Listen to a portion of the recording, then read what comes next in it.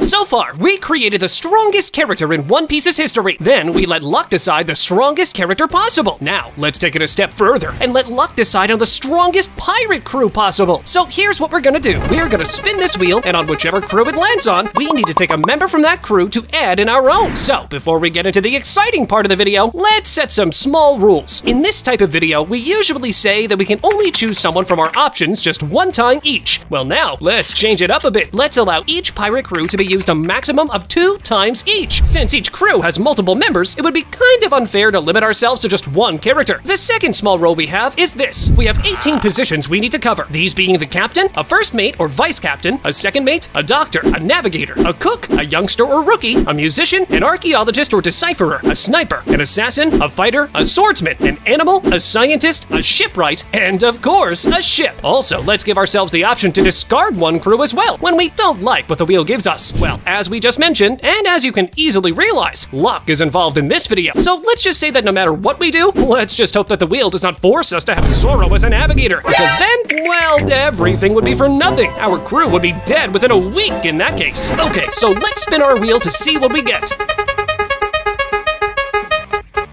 Our first pull is the new Giant Warrior Pirates. This crew is comprised from Haruden, Stinson, Rode, Goldberg, Gerd, and Jaguar D. Sol. Well, as you understand, our option here will be a warrior. But which position in our crew do giants fit? None other than the fighter. Okay, so which character should we choose then? Well, I think that among the crew members, the two that excel over the others are Haruden and Sol. But which of them is stronger? Let's find out. When it comes to Haruden, as a giant, he possesses immense physical strength. And after the time skip, he's shown to be capable of taking down powerful foes and has impressive endurance. However, his feats are more on the pirate side, with his strength being mainly showcased in battles like the Corrida Coliseum. When it comes to Sol now, well, Sol's not just a giant, but a former vice admiral in the Marines as well. Being a Marine of vice admiral rank, he has extensive combat experience and is proficient in hockey. He displayed incredible strength when he was shown fighting during the Ohara incident. Sol was also strong enough to stand up to other Marines and even fight against Kuzan, though he was ultimately defeated and thus frozen. Yeah, many of us thought that Sol died there, but as a matter of fact, that's not actually what happened. What did happen was that Kuzan put Sol to sleep. A pretty deep sleep, I suppose. His sleep was nearly as deep as the sleep I get when using this mask from Manta Sleep. I mean, with Manta Sleep, you fall asleep faster, you have more energy throughout the day, you eliminate stress, and overall, you become a changed person. You cannot even imagine how important sleep is for people. It helps you build muscle easier, lose weight, be more alert on your school or job, and even be happier, as a good sleep regulates your system's hormones. Buy any sleep mask from Manta Sleep and witness yourself become a different person. Adjustable, easy to use, comfortable, these masks literally tick all boxes for a better sleep. Check Manta Sleep by clicking the link in the description down below and use code Akagami to get 10% off your order. So what are you waiting for? Improve your sleep today by buying sleep masks from Manta Sleep. But now, let's get back to our video. You see, Sol has more experience as a Marine Vice Admiral, which likely means he has faced stronger opponents and has a broader range of combat skills, including hockey. As both are giants, they are incredibly strong, but Sol's portrayal as a former Vice Admiral suggests his overall power might surpass Haruden's, especially considering that Sol was able to survive a direct confrontation with an Admiral, even though, again, he ultimately lost. My choice will be Jaguar D. Sol. Our crew's fighter is now Sol. Moving on, let's see which crew we get next.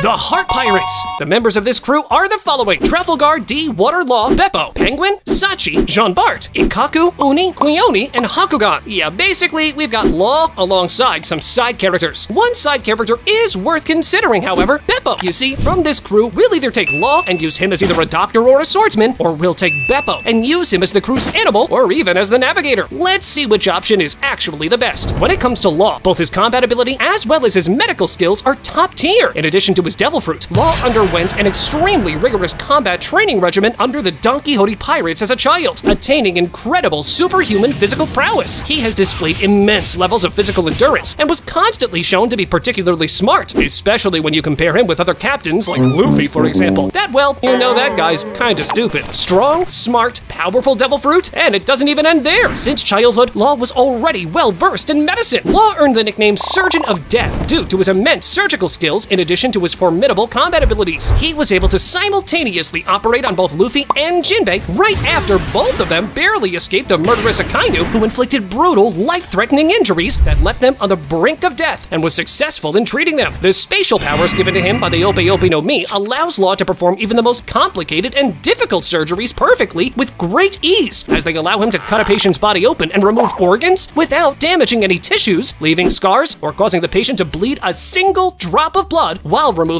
any disease-causing impurities, as well as poisonous substances and narcotic drugs from the patient's body. And now, with a few words for Beppo, yeah, I know he's not even remotely as strong as Law, but hear me out. There aren't many strong animals in the world of One Piece that are part of crews, so at the very least, we should consider him, right? As a member of the mink tribe, Beppo, like all other minks, is a born warrior. Though it's not been shown yet, it can be presumed he's able to use Electro. He is also a skilled martial artist, combining his fighting skills with his superior physical abilities as a mink, allowing him to take out several marines with ease. But he's not strong enough to break a pacifista, as when he attempted to kick one, he wounded his leg, similar to Sanji's attack on Bartholomew Kuma. After the time skip, Beppo's fighting skills and physical prowess significantly improved. In the anime, he could hold his own against the gifters of the Beast Pirates for 12 consecutive hours before Nekomamushi forced him to retreat. Plus, don't even get me started on his Sulong form. As a member of the mink tribe, Beppo was able to awaken the Sulong transformation when looking at the full moon. In this form, Beppo's strength, size, speed, and fighting abilities are magnified, earning him acknowledgement from his crewmates as being the second strongest after Law, and letting him briefly fight back against even the Emperor Blackbeard and several of his titanic captains. Beppo also has access to a special drug developed by Chopper that allows him to transform without the need of looking at the full moon, allowing him to tap into the Sulong's power at any moment. Between the two members, I think I'll be taking Trafalgar Law and using him as our crew's doctor. He's both stronger than Beppo, and also, there are not many strong doctors out there, so Law kind of fits our needs perfectly. Our crew's doctor is now Trafalgar Law. Now, let's spin the wheel again.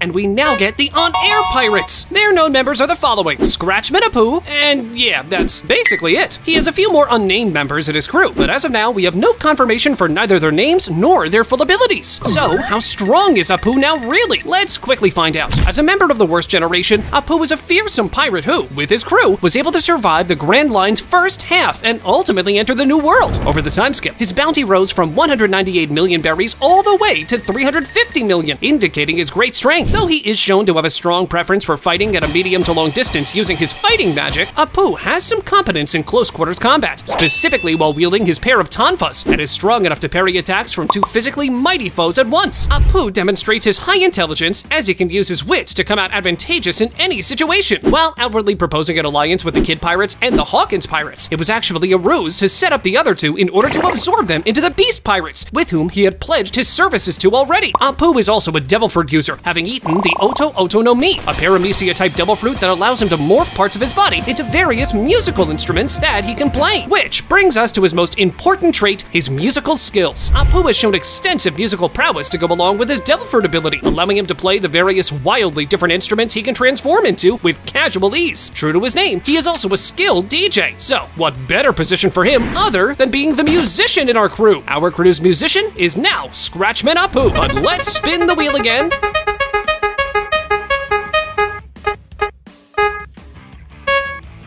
And we now get the Rumbar Pirates. The significant members of this crew were Yorkie and Brook. Now, when it comes to Yorkie, he was supposed to be a relatively strong pirate for the standards of early One Piece, but generally, yeah, he was nothing special, really. When it comes to Brook now, well, we all know he would fit perfectly as the crew's musician, but since we already got Apu for that, I suppose we should consider something else. You see, Brook is not just a musician, he can also be considered a swordsman, a position that is open, by the way. Brook is incredibly fast, often moving so quickly that he can deliver a strike before his opponent even realizes it. His swordsmanship is based on finesse, using swift, precise strikes rather than brute force. His signature technique, Swallow Bond and Avant, is a perfect example where he delivers a lightning-fast thrust akin to a swallow's rapid movement. After the time skip, Brook learns to use the cold of the underworld in his sword techniques. His soul-solid sword can channel an ice-cold aura, freezing opponents upon contact. This adds a supernatural element to his swordplay, allowing him to immobilize enemies with both speed and the chilling touch of death. Plus, being a skeleton, Brook has certain advantages that typical swordsmen do not possess. He has no no muscles or vital organs to target, making it difficult for opponents to deal fatal blows. His light skeletal frame also allows him to perform acrobatic maneuvers and evade attacks with ease. So should we choose Brook as a swordsman? Not quite, because here I would like to remind you of something. Laboon was also part of the Rumbar Pirates. Laboon is able to swallow small to medium-sized ships without much difficulty, trapping them inside his stomach. While his stomach acid is mild enough that even an unarmed human can survive brief exposure, lengthy exposure can very much prove fatal. Intellectually, Laboon is highly capable of understanding both human language and psyches. So, how can we use Laboon as our crew's animal? Our crew's animal is now Laboon. But moving on.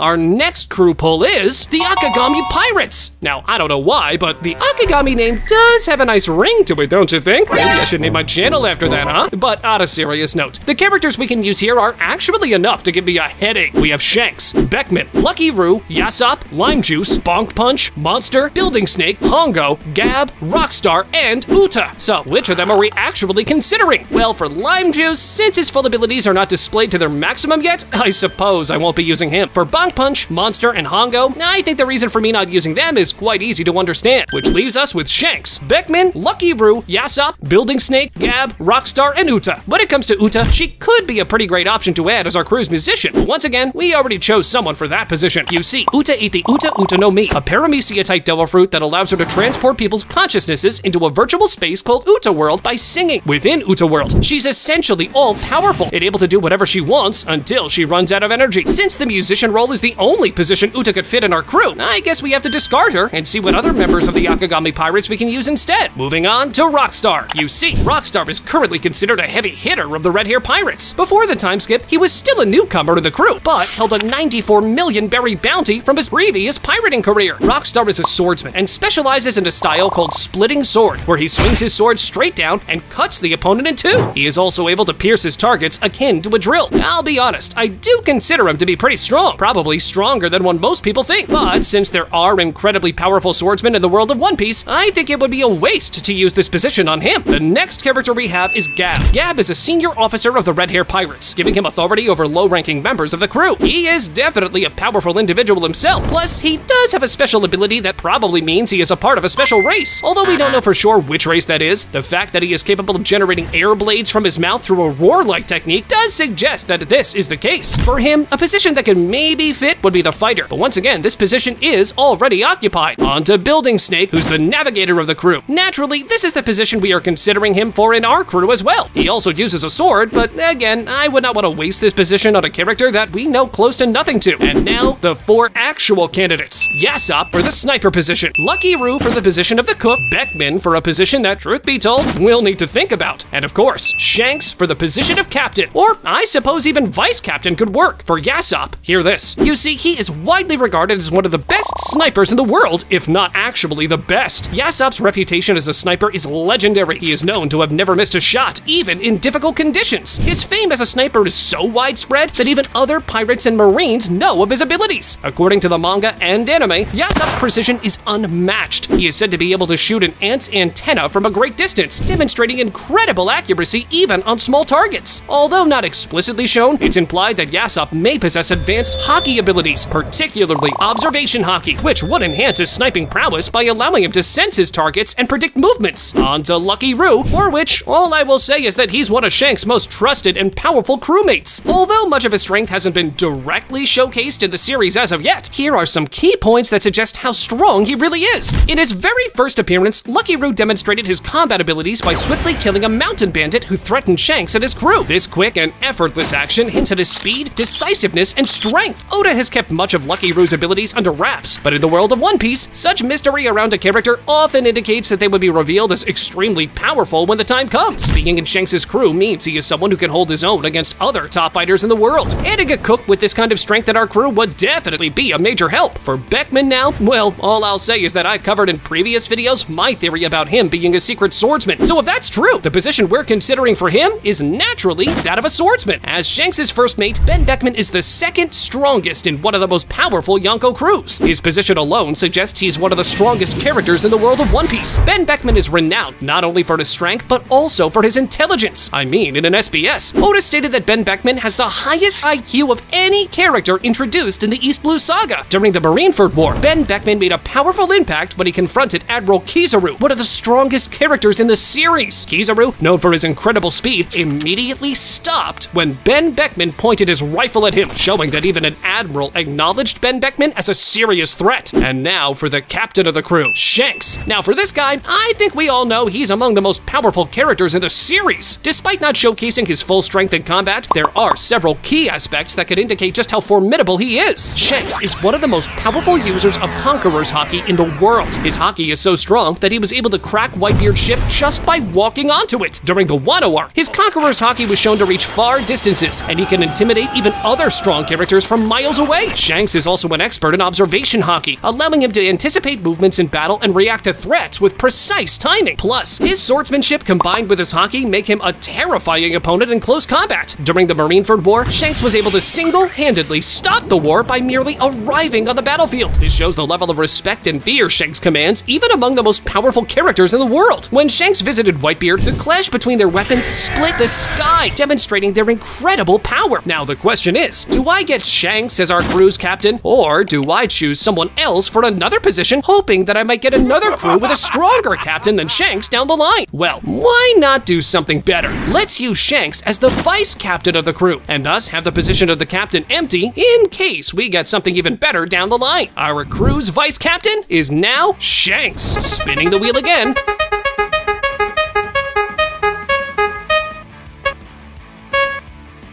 We now get the Rocks Pirates. Now that's what you call a legendary pirate crew. Some of the strongest members include Rocks D. Shebek, Whitebeard, Big Mom, Kaido, Shiki, and Stussy. They also had members like Gloriosa, John, and Struzan, but I think we all know we shouldn't even be considering those. When it comes to Stussy, she could be considered for the role of the assassin, but I think it would indeed be a waste to use this crew to get only Stussy. So between Shiki, Kaido, Big Mom, and Whitebeard, which of these is the strongest? I think the two ones that excel a bit above the other two are Kaido and Whitebeard, so which of them is actually the strongest? When it comes to Whitebeard, at least in his prime, he was considered the only man who could rival Goldie Roger. This reputation alone places him at the very top of the pirate world. Even in his old age, Whitebeard had immense physical strength and powerful Haki. In his prime, these traits would have been even more impressive, making him a near unstoppable force. Kaido, on the other hand, was revered as the strongest living being, whether on land, sea, or air. His durability was legendary. He was virtually unkillable and could withstand immense punishment without sustaining serious injuries. Kaido's raw physical power, coupled with his durability, made him a formidable opponent in direct combat. His proficiency with all forms of Haki, particularly armament and Conqueror's Haki, allowed him to deal significant damage. If I had to choose one of the two, I would probably go with Prime Whitebeard. When it comes to Whitebeard versus Odin, we saw that Whitebeard was clearly a step above him, while Odin versus Kaido, I would dare say that not only were these two on the same level, Odin was a bit stronger as well. So does this mean that we'll be choosing Whitebeard for our crew? Not quite, because we still need to speak about Rocks D. Shebek. Though little is known about his full strength, the information revealed so far indicates that he was an extraordinary pirate, potentially one of the strongest to ever live. I mean, Shebek led one of the most fearsome pirate crews in history, the Rocks Pirates, which included legendary figures such as Whitebeard, Kaido, Big Mom, and Shiki, among others. The fact that he commanded such a crew indicates not only his strength, but also his massive influence over these individuals. At the infamous God Valley incident, it took the combined forces of Goldie Roger and Monkey D. Garp, two of the strongest individuals in the world at that time, to bring him down. The fact that Garp and Roger had to join forces to defeat Shebek underscores his overwhelming power. I think our choice should be pretty obvious. Our crew's captain is now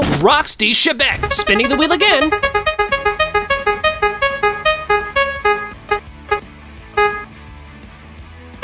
We now have the Don Quixote Pirates! So, which one should we go for? Well, let's first see our choices. We have Don Quixote do Flamengo, that I suppose the only position we could consider him is that of the second mate. However, I would like to reserve that spot for stronger individuals that can actually make a difference. There are plenty of captains, vice captains, or even simple members of legendary crews that we could consider that are surely stronger than Doflamingo. But next, we also have Pika and Diamante that could fit pretty well on the swordsman position. But again, given the swordsman we still have in play, I think it would be a waste waste to use such an important position with literal monsters as candidates on one of Pika or Diamante. We then have Giola that, yeah, even though she's not the weakest, I don't really think we have a place for her in the crew. Something similar applies with Sugar as well. I mean, this girl has some of the most overpowered abilities in the whole world of One Piece, but nonetheless, the positions we have are not really suitable for her. Gladius, on the other hand, could be considered for the position of a sniper. But again, this position would be a waste if it went to him. Instead, I will be using the Don Quixote Pirates for the position of the assassin. That not only are there not many members in the world that we could use here, this crew actually has pretty good candidates. The first of which is Senor Pink. I mean, this guy possesses superhuman strength, enough to wrestle and knock down a very large and very heavy cyborg such as Frankie. But not only that, his devil fruit power, the Sui Sui no Mi, is actually ideal for assassinations. It allows him to swim through solid ground and through walls. This grants him the ability to move underground and through structures to attack at unsuspecting angles and avoid attacks. This power also allows him to infiltrate enemy bases and commit assassinations, which is exactly why his role in the Don Quixote Pirates was exactly this, an assassin. The other candidate, on the other hand, is Virgo. But okay, I'll be honest, I do think that Virgo is generally stronger than Senor Pink. Call me crazy, I think Senor Pink would match our crew better. Strong hockey, physical strength, and all that, we already have plenty of this type of combatants in our crew. But when it comes to Senor Pink, he and his devil fruit could definitely add something special or unique. Our crew's assassin is now Senor Pink. But back to our wheel.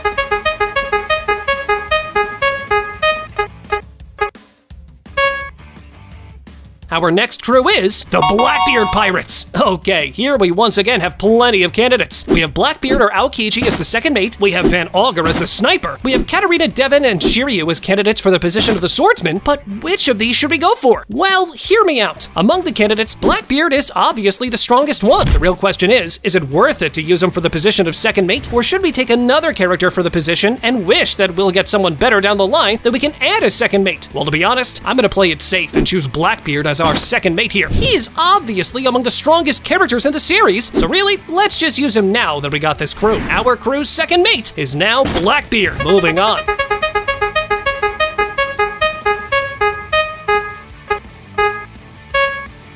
Our next pull is the Baroque Works. Okay, to be honest, I've been waiting on this one for some time now, and I was hoping we would either get this crew or the Straw Hats. Why? Because in the world of One Piece, there are not a lot of archaeologists left. So any crew that Nico Robin was a part of, we could definitely use it for the purposes of our video. We could use Crocodile, that's arguably stronger than Nico Robin. Then we would not be able to fill the position of the archaeologist. So our crew's archaeologist is now Nico Robin. Spinning the wheel again.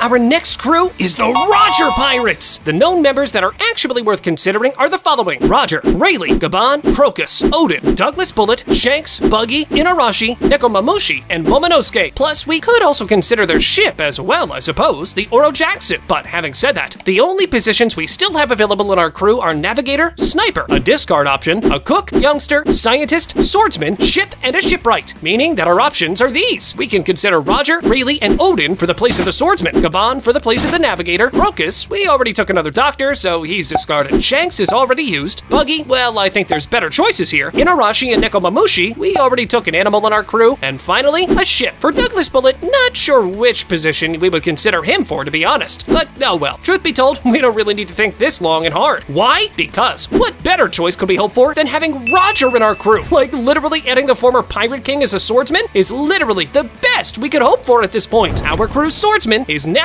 Roger. Let's spin the wheel again.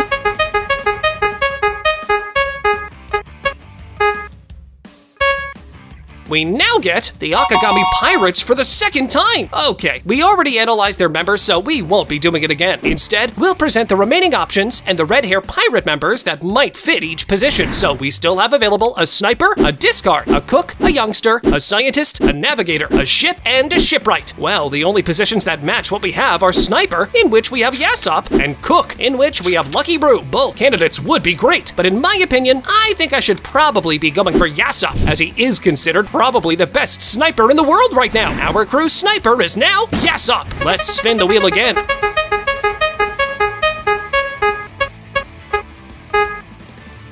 Our next crew is now Bellamy. Okay, not the best for sure. Let's see what we can do with this. The members of his crew are Bellamy, Sarquis, and a bunch more side characters that no one really cares about. So I think it's obvious we should be taking Bellamy here, right? But which position should we use him for? Well, to be honest, not only Bellamy does not fit any role in the crew, he's also way too weak for the crew we're creating. Meaning, we will be using our one-time discard option so we don't waste an actual position on Bellamy. We now use our discard option. 12 spins down, 6 more to go.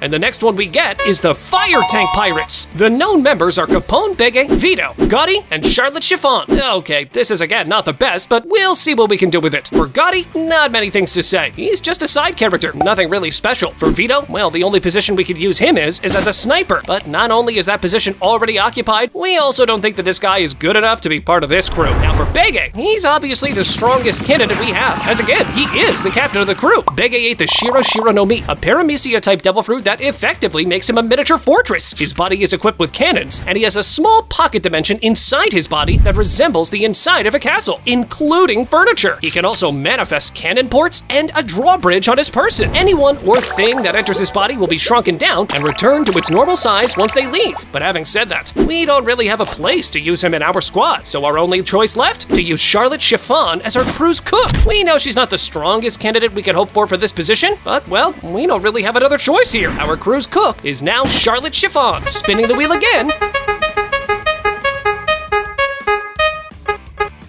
Our next crew is now the Whitebeard Pirates. The main members we could use are the following: Whitebeard, Odin, Marco, Ace, Josu, Vista, Izo, and their ship, the Moby Dick. For the remaining positions we have now, well, we still have available the positions of the Scientist, the Youngster, Navigator, a ship, and a Shipwright. The only combinations we can see working out are Ace as a Youngster and Moby Dick as our crew's ship. For Whitebeard, we already used the 3 positions of Captain and 2 mates underneath him. For the others, well, we already used the positions of Doctor, Swordsman, and Sniper. So between Ace and Moby Dick, which one should we be choosing? Let's see. When it comes to Ace, we know that as a youngster, he was literally a prodigy. He could use all 3 forms of hockey, had a very strong devil fruit, he was the son of Goldie Roger, and was also trained by Whitebeard. Like, quite literally, if Ace did not die, his potential was through the roof. When it comes to Moby Dick now, well, yeah, I suppose it is indeed a pretty strong ship, but it would indeed be better if we went for Ace here. His difference with other youngsters we can add is surely far bigger compared to the difference Moby Dick has from other ships. Our crew's youngster is now Ace. But spinning the wheel again.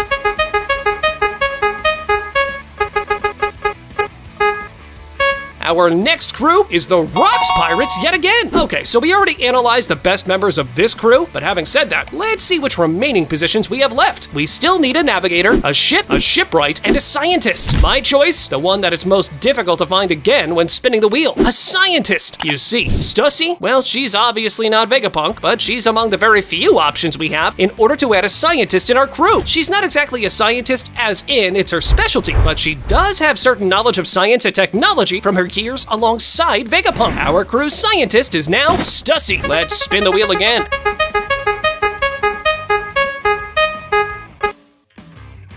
And our next crew is the Kid Pirates. The remaining positions we have are the Navigator, the Ship, and the Shipwright. When it comes to the ship, well, we can indeed say that it's not something special, meaning that now it's between the Shipwright and the Navigator. Well, the option we'll be taking here is naturally the Navigator, which that's someone being Killer. After the time skip, Killer has a noteworthy bounty of 200 million berries. Not to mention how he really put Zoro through the ringer during Wano. He uses a pair of gauntlets equipped with scythe-like blades, which he dubs Punishers. The blades are capable of spinning around like buzzsaws or simply being used as hand scythes. These weapons can also be used to block other weapons, leaving the foe open for Killer to kick the enemy's flank or other exposed areas. Killer is definitely someone that would be a nice addition to our crew. Our crew's Navigator is now Killer. Moving on, let's spin the wheel again.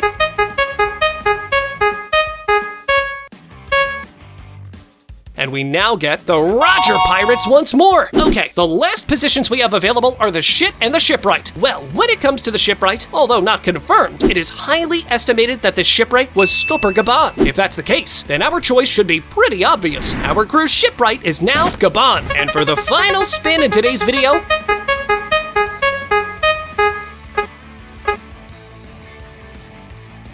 we have the Straw Hats. Okay, we did get pretty lucky here. Getting the Straw Hats means that Sunny will be our ship. And yeah, Sunny is indeed among the strongest ships in One Piece. You see, Sunny is an incredibly powerful and advanced ship in One Piece, built by Frankie and his team of shipwrights. It was designed using the best materials and technology available, making it one of the most durable and versatile ships in the series. Our crew's ship is now Sunny. Click on this video next, where I am letting luck decide the strongest One Piece character imaginable. Go on, click it.